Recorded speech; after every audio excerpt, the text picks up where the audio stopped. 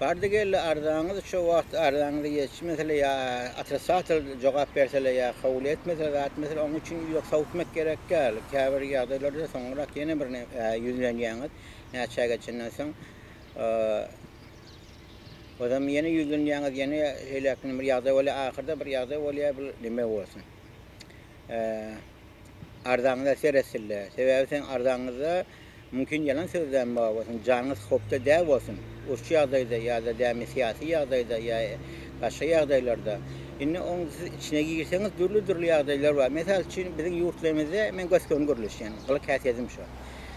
Dini ýurtlar bolansaň o taýda peder nime diýilýär da, inni şu her salary diýilýär. Ýani adamyň erkek adamyň hukugy bar. Erkek adamyň fikretýärler. Ayarlarının urman hakları var, sevmen hakları var, azar vermen hakları var. Yani başına getirilmeyse getirmen hakları var diye düşünüyorlar. Yok, onu yerler. Orada da seninle maşgul edip alıp dursun. Ya fikrin dengelenek, ya yaşayışın doğru gelenek, ya başka yağdayları başa geleyen. Kada kanunu süren çöz. Kada kanun var, devlet var. Onu süren çöz. Yok ben urmak ya, yençmek ya, azar vermek de. O yağdaylar var. Devlet sana seyredenek mi? Dokumentleştir, dokumentlerini sakla, kopyasını al. Bizim şunu yağdayda gerek oluyor. Başka yurda basın olacak olsun, başka yurda çıkacak olsun. Şu yağdaylar olup bilen, ne ki men devletim şunu devleti yaşap ver. Mesela için İran devletine, İslami devletine, ya Oğanistan'la, dini yurtlar beter. Ya Arabistan Suudi olsun, tavat yok. Ayarlarını ya gelineylerini atların pırdat çıkaranaklar. Te onun an düşüncesi bir dine, bir de gücünü kullanıyorlar, bir de pullarını. O garip maşalada da var bilir, her türlü yağda var bilir. O falan ipleme zaten olmuyor. Ama şu için doğru kada kanunlar var, şu kada kanunla çözmeli. Şu yağdalarda hükmen ve başka yurtlarda iyi var bilirlerini men oryalar, yençiyalar, horlayalar, men dinime dil getirýärler, men azar berýärler, ne doğan falan etdiler, öldürdüler, yaşınlar yağdaýlar dur faktlar bilen. Indi şu cinayetler yağdaýlar İran'da köp bolýar. Ya da Arap yurtlarda köp bolýar. Ya Asiýa miyane diýili, Ejiýada, Haber miyane o taýda köp bolýar. Näme üçin? Onun durly sebäbi bar. Sebäbi bir tarapdan adamy ýanky din düşünjeleri bar. Beter bek tutýarlar, adamlara azar berýärler. İkinji ýagdaý hem ekonomiýa ýagdaýlar bar. Ekonomiýada gysyş, o zaman işler derdeyde iş yok ya kazancı yok ya yeter yetmez ýagdaý. O zaman näme ýetýär? Ady nerwiňe ýetýär.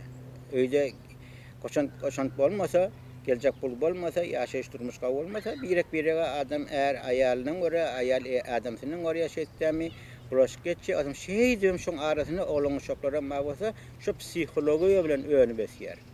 Yani urlarını yeneceğini ecesinin ya dedesine ya kakısının batbalarını zaten şorlara tesirini yetiriyor.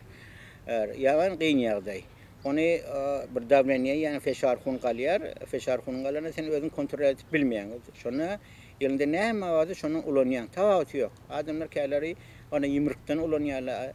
Ya da şaptan ulanıyorlar, ya tayaktan ulanıyorlar, ya yaradan ulanıyorlar, ya da pistolet ya da dolu serişte yağdalarını ulanıyorlar. Şu kızın kanına, davranışlarının o 5 günün içinde bolmasız yağdayı bolya dedem, ertesi günlerde 20 yıllar, 15 yıllar türmeye gidip ömür çürütüp görürler var. Görüyor musun? Yaman kontrol edip bilmesek öğrenin yaman rahat bolyer. Yaşayışın durmuşun güvünün yütkek diyer. Ne şu an barda gelip bana ortak verseler, siyasi olsun ya içtimai olsun, medeni olsun durlu yağda demet türmedekiler verilen interview geçirin, sonra cevap edin. Köpler şunu yağdadır, şu 5-10 içinde özün kontrol edip bilen nedir? Görüyor musun? Aylan durup ne var ya şu yan finansiye yağday var ya yeter yetmez yağday var. Şu yeter yetmez yağday bilen hem kıynansak hem değil mi? Sininem narkotik çekerler. Şişe diýerler, heroin diýerler, ya başga işler, ya karton diýerler, ya ikinji aýala gidilýär, ya başga ýagdaýlar etýärler. Görýärmi? Durmuş nähili bulaşýar. Özüm näme adam ömrü bar. Bar ýogy bir 70-80 bar ýogy gatyksy. Şu 70-80 ýaşy ýylyň källeri kynansalam türmede geçirýärler. Görýän bolan ýagdaýlar. Yaman giyin bolmaly, oňa adamyň kömek etýän zat, gaw kitaplar bar, ilmi kitaplar bar. Medeni kitaplar var. Sünnetli ýagdaýlar adamlar we ýa-da däme şonu ýaly aratna çykat diýen adamlaryňa bagly. Näli kimini oturşýan, kimini turşýan, kimini gülşýän, kimini iýýän, kimini içýäňe bagly. Men pikirler size aýtýan, size bir tejribe bolsun diýip, wagtymy itireýin diýip. Ýöne meňe hukman hajatym ýok. Men bir YouTube'dan ýa-da başga ýagdaýdan pul gazanjak bolup bermek, ýa puluny ýüzüne geçip bermek. Puluny ýüzüne geçip bermesem başga ýagdaýda bolanmasam men ýurdumy terk etmezdim, türkmen sähramy. Or baýlyklary bilen, nefti bilen, gazy bilen, paxtasy bilen, yer asty baýlyklary bilen, o döwletiň alyp baran ýoly bilen, görýäňiz nähili alyp barýarlar, ýyl-ýyldan bosgun köpelýär, ýyl-ýyldan jinayet köpelýär, ýyl-ýyldan ogurlyk köpelýär, ýyl-ýyldan pysgyrjyglyk köpelýär. Hemmeden sebäbi bar. Indi şu ýagdaýlarda göz ýetirmeli, bilmeli, kirmedi işletmeli.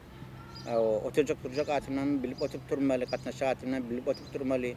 Egerde pulun dosy bolsa, nabysyň dosy bolsa, başga ýagdaýlaryň dosy bolsa, ona ýaşaşdan näme ara gatnaşygyny aýyrmaly, hukman diýmeli. Sebäbi ýaşaşda durmuşda bir gezek bir ýagdaýlar bolýar. Herkesi ýagdaý görüp bilýär, emma ýaşaşyň durmuşyny oýnatmaly diýjek bolýar.